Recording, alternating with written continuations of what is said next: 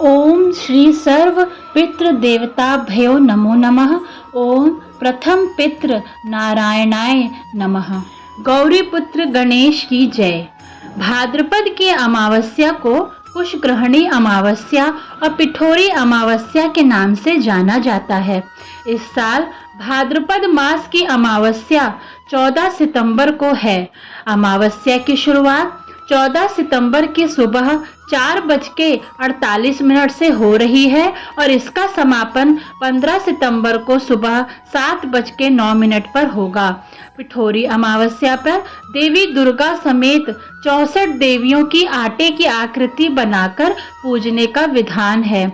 पिठोरी में पीठ शब्द का अर्थ है आटा, जिसके कारण इसे पिठोरी अमावस्या के नाम से जाना जाता है। कुशग्रहणी अमावस्या का अपने आप में बहुत विशेष महत्व है। इस दिन पूजा पाठ तप जप के साथ स्नान दान का बहुत ज्यादा महत्व होता है। मान्यता है कि इस दिन व्रत और अन्य पूजन करने से पितरों की आत्मा और उनको शांति प्राप्त होती है। शास्त्रों के अनुसार अमावस्या तिथि के स्वामी पितृदेव हैं, इसलिए इस दिन पितरों की तृप्ति के लिए तर्पण और दान पुण्य का बहुत महत्व होता है। इस दिन वर्ष भर पूजा अनुष्ठान या श्राद्ध कराने के लिए नदी मैदानों आदि जगहों से कुशा नामक घास उखाड़कर घर लाते हैं। धार्मिक कार्यों में इस्तेमाल की जाने वाली यह घास यदि इस दिन एकत्रित की जाए तो वह वर्ष भर तक पुण्य फलदायी मानी जाती है। बिना कुशा घास के कोई भी धार्मिक पूजा निष्फल मानी जाती है। इसलिए कुशा घास का उपयोग हिंदू पूजा पद्धति में प्रमुखता से किया जाता है। इस दिन तोड़ी गई कुशा वर्ष भर तक पवित्र मानी जाती है। पवित्र होने के कारण इसका एक नाम पवित्री भी है। मत्स्य पुराण के एक प्रसंग के अनुसार जब भगवान विष्णु ने वराह अवतार लेकर हिरण्यकश्यप का वध करके पृथ्वी को पुनः स्थापित किया था, उसके बाद उन्होंने अपने शरीर पर लगे पानी को झाड़ा। तब उनके शरीर से बाल पृथ्वी पर गिरे और कुशा के रूप में बदल गए। इसीलिए कुश घास को बहुत पवित्र माना जाता है। दर्भ या ढाब भी इसे कहा जाता है। सभी धार्मिक कार्यों में कुश से बना आसन बिछाया जाता है या कुश से बनी हुई पवित्री को अनामिका उंगली में धारण किया जाता है। मत्स्य पुराण और महाभारत में भी इसका विशेष महत्व बताया गया है। इस ऊर्जा को पृथ्वी में जाने से रोकना भी है। आइए पिठोरी अमावस्या का व्रत कथा का रसपान करते हैं। गौरी पुत्र गणेश का नाम लेकर कथा शुरू करते हैं। कथा को प्रसन्नचित्त मन से और अंत तक जरूर सुनिएगा। पिठोरी अमावस्या की व्रत कथा के अनुसार बहुत समय पहले की बात है। एक परिवार में 7 भाई थे। सभी का विवाह हो चुका था। सबके छोटे छोटे बच्चे भी थे। परिवार की सलामती के लिए 7 भाइयों की पत्नी पिठोरी अमावस्या का व्रत रखना चाहती थी। लेकिन जब पहले साल बड़े भाई की पत्नी ने व्रत रखा तो उनके बेटे की मृत्यु हो गई। दूसरे साल फिर एक और बेटे की मृत्यु हो गई। 7वें साल भी ऐसा ही हुआ। तब बड़े भाई की पत्नी ने इस बार अपने मृत पुत्र का शव कहीं छिपा दिया। गांव की कुल देवी माँ पोलेरमा उस समय गांव के लोगों की रक्षा के लिए पहरा दे रही थी। उन्होंने जब इस दुखी माँ को देखा तो वजह जाननी चाहिए। तब बड़े भाई की पत्नी ने सारा किस्सा पोलेरमा को सुनाया तो देवी को उस पर दया आ गई। देवी पोलेरमा ने उस दुखी माँ से कहा कि वह उन सभी स्थानों पर हल्दी छिड़क दे जहाँ जहाँ उनके बेटों का अंतिम संस्कार हुआ है। तब बड़े भाई की पत्नी ने ऐसा ही किया। जब वह घर लौटी तो 7 पुत्र को जीवित देखा। उसकी खुशी का ठिकाना न रहा। तभी से उस गांव की हर माता अपने संतान की लंबी उम्र की कामना से पिठोरी अमावस्या का व्रत रखने लगी।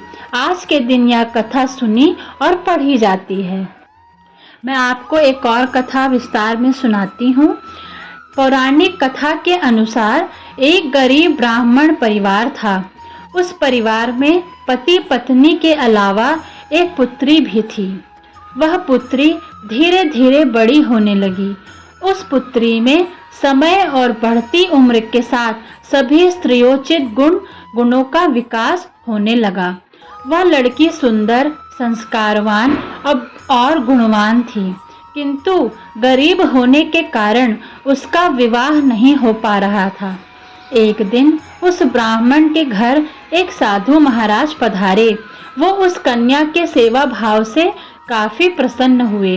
कन्या को लंबी आयु का आशीर्वाद देते हुए साधु ने कहा कि इस कन्या के हथेली में विवाह योग्य रेखा नहीं है।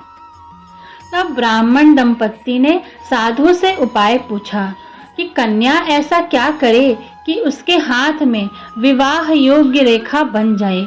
साधु ने कुछ देर विचार करने के बाद अपनी अंतर्दृष्टि से ध्यान करके बताया कि कुछ दूरी पर एक गांव में सोना नाम की धोबिन जाति की एक महिला अपने बेटे और बहू के साथ रहती है, जो बहुत ही आचार विचार और संस्कार संपन्न तथा पति परायण है। यदि यह कन्या उसकी सेवा करे और वह महिला उसकी शादी में अपने मांग का सिंदूर लगा दे, उसके बाद इस कन्या का विवाह हो तो इस कन्या का वैधव्य योग मिट सकता है। साधु ने यह भी बताया कि वह महिला कहीं आती जाती नहीं है। यह बात सुनकर ब्राह्मणी ने अपनी बेटी से धोबिन की सेवा करने की बात कही। अगले दिन कन्या प्रातः काल ही उठकर सोना धोबिन के घर जाकर साफ सफाई और अन्य सारे काम करके घर वापस आ गई। एक दिन सोना धोबिन ने अपनी बहू से पूछा, तुम तो सुबह ही उठकर सारे काम कर लेती हो और पता भी नहीं चलता। बहू ने कहा, माँ जी, मैंने तो सोचा कि आप ही सुबह उठकर सारे काम खुद ही कर लेती हैं। मैं तो देर से उठती हूँ। इस पर दोनों सास बहू निगरानी करने लगी कि कौन है जो सुबह ही घर का सारा काम करके चला जाता है। कई दिनों के बाद धोबिन ने देखा कि एक कन्या मुंह अंधेरे में ढककर घर के अंदर घुस गई और सारे काम करने के बाद चली जाती है। जब वह जाने लगी तो सोना धोबिन उसके पैर पर गिर पड़ी और पूछने लगी, आप कौन हैं? इस तरह छुपकर मेरे घर की चाकरी क्यों करती हैं? तब कन्या ने साधु द्वारा कही गई सारी बात बताई। सोना धोबिन पति परायण थी, उसमें तेज था, वह तैयार हो गई। सोना धोबिन के पति थोड़ा अस्वस्थ थे। उसने अपने बहू से अपने लौट आने तक घर पर ही रहने के लिए कहा।